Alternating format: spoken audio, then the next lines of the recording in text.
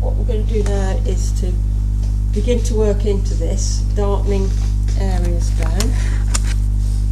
We need to get those shadows. So green leaves, what kind of shadows? Green is red. Very good. So I'm going to take a red, something like alizarin crimson, or I think this is more perhaps magenta-y. I'm going to mix my green in with it as well. And really, rather than looking at the picture, look at shapes in your trees and your foliage, and just begin to sort of pick out little bits and darken areas down. It doesn't matter if it's not the same as what the reference picture is like. They're always going to be different, but we can see certain shapes in our picture that we can begin to darken. This is a number 8 or a number 6 round brush, and just You had a crimson and what? crimson, and I've used the green that I used for my foliage. Mixed together, yeah. And just look for patterns that you can begin to bring out.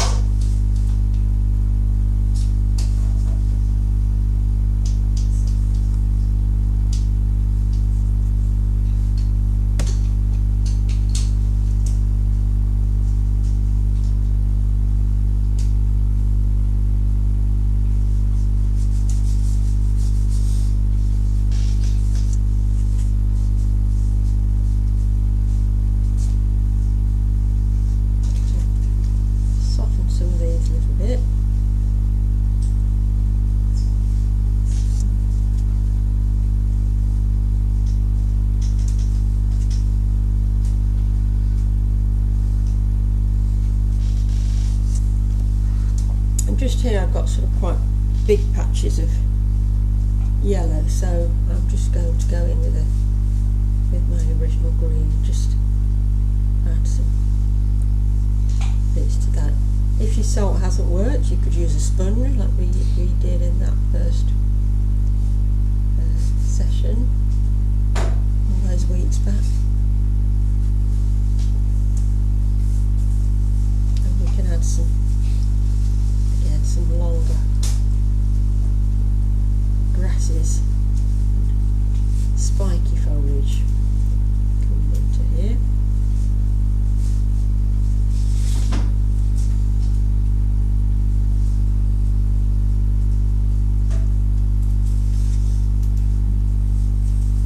Again, always do your painting the way that the foliage grows.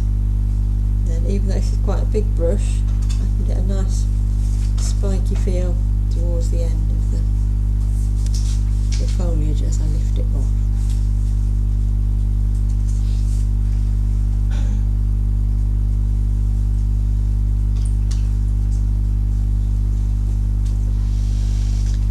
Also missed out some here, so I can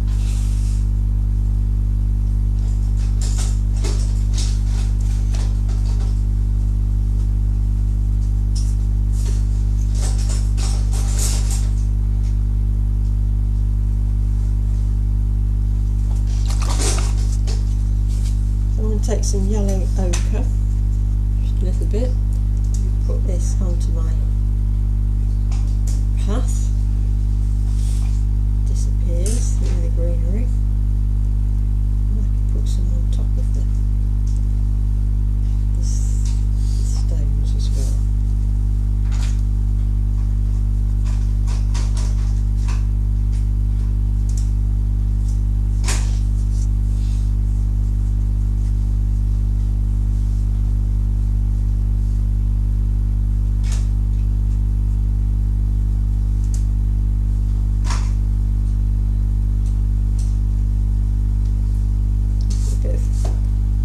white umber I'm using as well.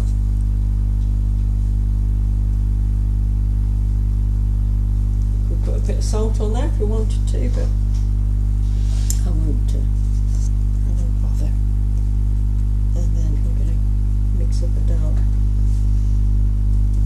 Payne's grey or black.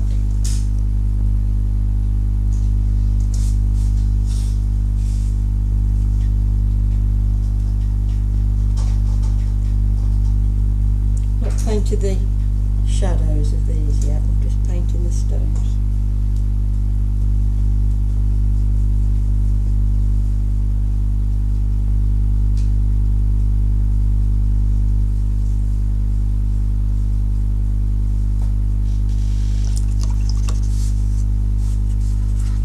Some little sort of pockets of highlights which I can just lift off the stone just with a clean brush, wash it, dry it, and then just use it to lift off some little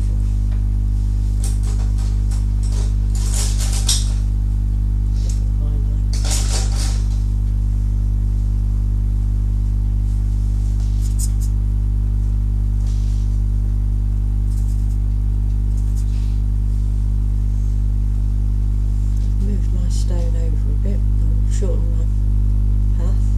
Need to put some shadow in there.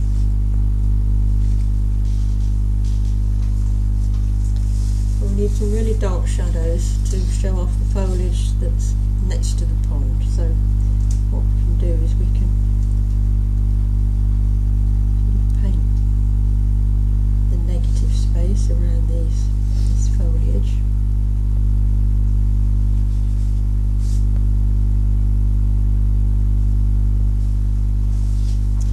Nice and dark in there.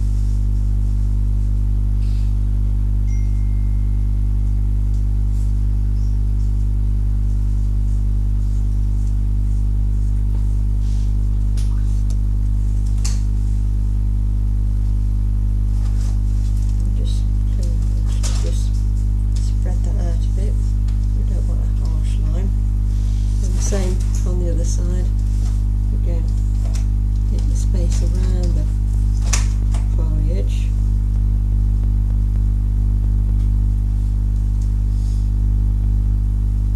So you can always go back into the foliage with colour pencils, gouache, pastel and so on.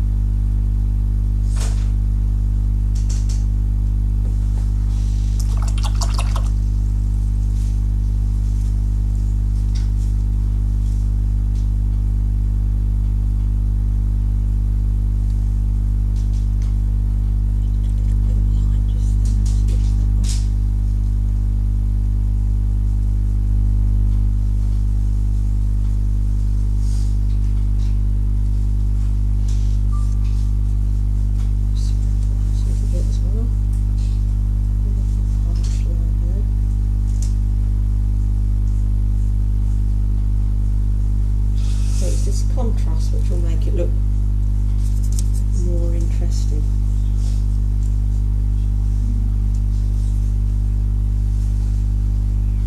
Is this the half-term cold?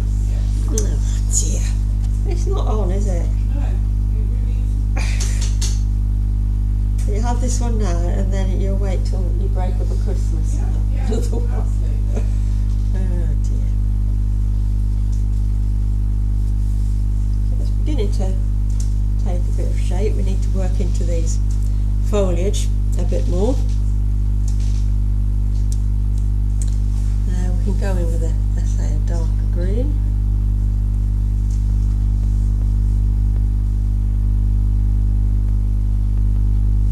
Just break it up a bit.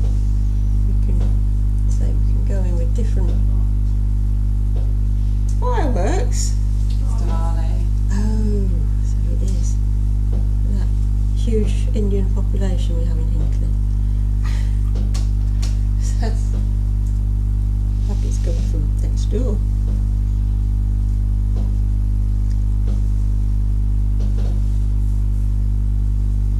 They stopped a lot of the celebrations, haven't they, in Leicester?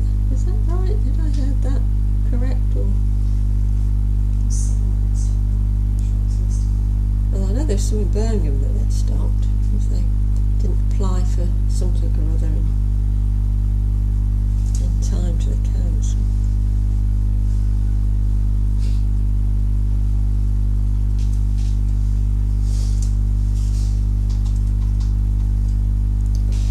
I'm going to leave that for the moment, let that bit dry. So I think the water's not looking too bad, but we need a bit more work on the foliage. And we can also use our pencil crayons as well to build up on that.